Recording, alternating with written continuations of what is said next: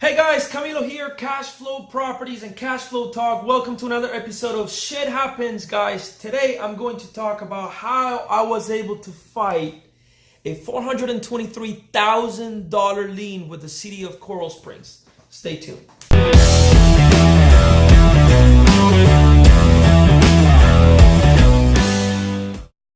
Hey guys, Camilo here, Cash Flow Properties, Cash Flow Talk. Follow me on Instagram at Camilo Cashflow.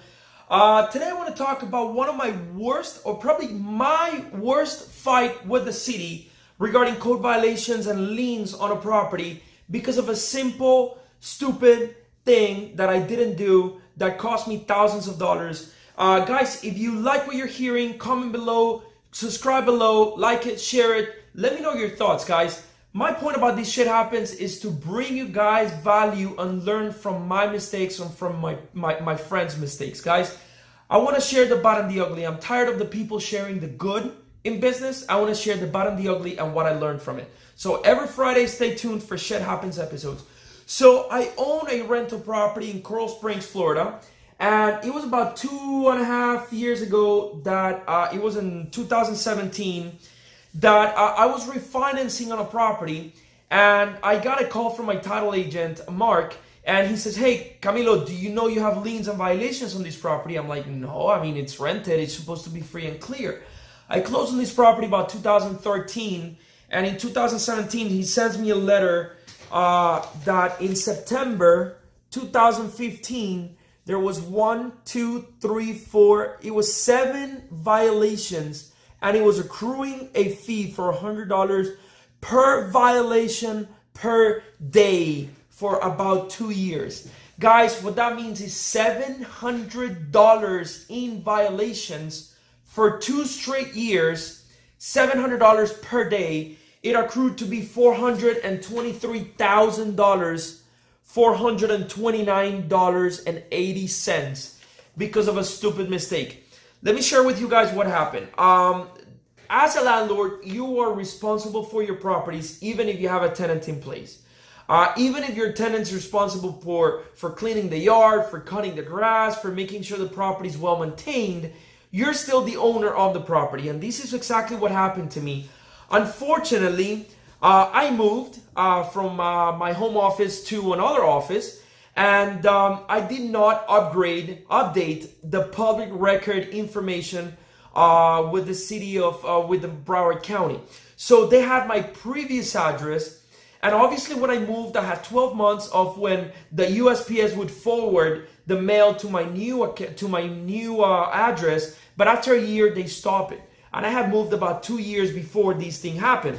And what happened was, the city code compliance inspector went to the property, saw the grass was a little high, it was trashed, the property needed some love, needed some new shrubs and plants, and needed to clean up and pressure clean the front of the paint and repaint the entire front part of the house, which I agree. I mean, the goal is that these properties are nice and well maintained for the city for it to maintain its value. It's in a nice neighborhood in Coral Springs.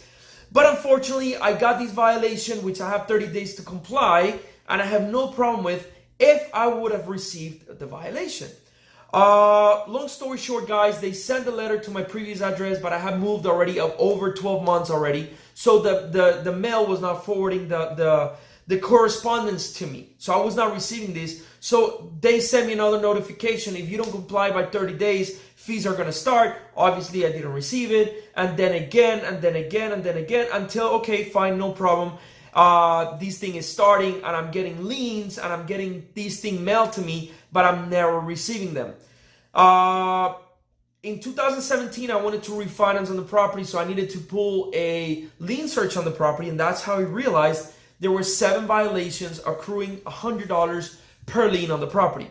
Guys, unfortunately, there was nothing I could do. I immediately called the code compliance inspector and I said, "Listen, I'm a good guy, I'm a good landlord, I haven't been receiving your mail. What do I have to do?" So he gave me instructions. He was very nice. And he said, "Hey, shit happens, things happen. You just have to go through the mitigation process, show up in court." And after 3 or 4 months, I showed up to court and I presented my case in front of the caseworker. And it was just one simple mistake for not updating my records on public records. I filed a lawsuit against the city because every year I have to file for landlord registration form with my updated address. And my claim was, hey, how come are you sending these to the mailing address that it's on public records, but I'm paying $50 or $60 a year to keep up the updated information? You guys have my email address, my phone number, my updated address in your landlord's registration form, but you're not seeing it.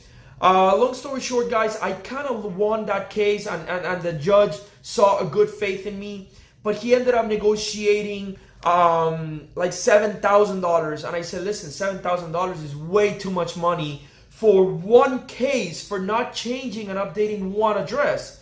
In their eyes, I let go of the property for a few years. I understand their situation, but if I'm not aware of these situations, that was my fight. Guys, long story short, because I filed a claim against them, I was able to reduce the fine to like $5,000. And I said, guys, he said, how soon can you pay for this?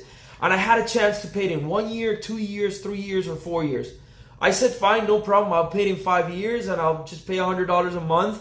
I mean, it is what it is, but at least it's not going to be a big hit on my account, on my checking account.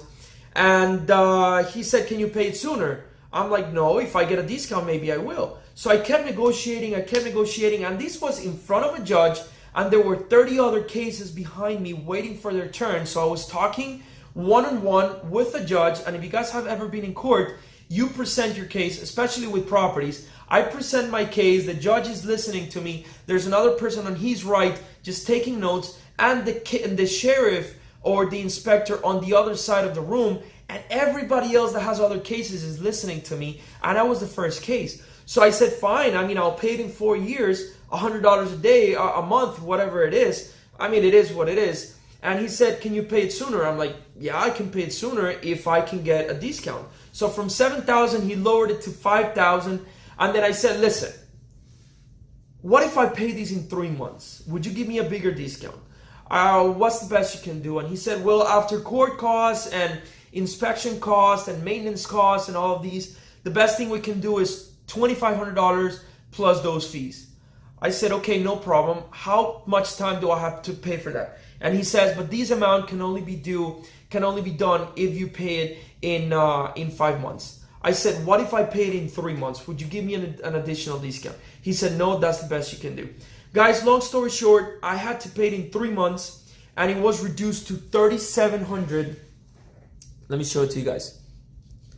$3,718.43. I paid on December 15, 2017. I paid the full amount because it was about $2,500 plus the court costs and fees and maintenance. The inspector needed to go to the property every 30 days to make sure that it wasn't resolved and put a note in the system, and his time was valuable, whatever. I ended up paying $3,700 instead of $423,000. Guys, this was a big reduction, but at the end of the day, I take it as a hit, I take it as a loss. My lesson was, every time you move, change your mailing address on public records. If you have rental properties, if you have flips as well, just make sure your information is updated, and make sure you are on top of your tenants, you're on top of the cities, because if they file a claim, it is going to cost you a lot of money. The other lesson I took away from this is I had to take these in my own hands. I wasn't going to pay an attorney to represent me. I wasn't going to pay anybody else to show that I have good faith.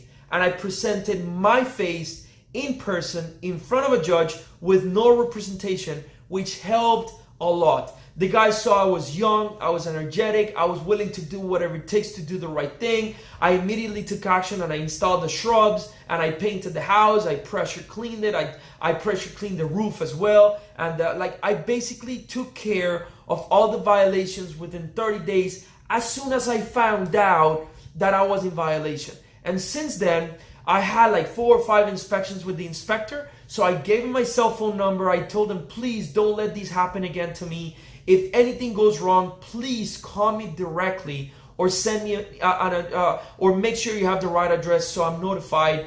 One little thing happened 2 years later. It was about 6 months ago about some trash that the tenant left out, but I was able to react right away because now they have the right contact information and I have a relationship with this inspector. Guys, thank you for watching Shit Happens episode.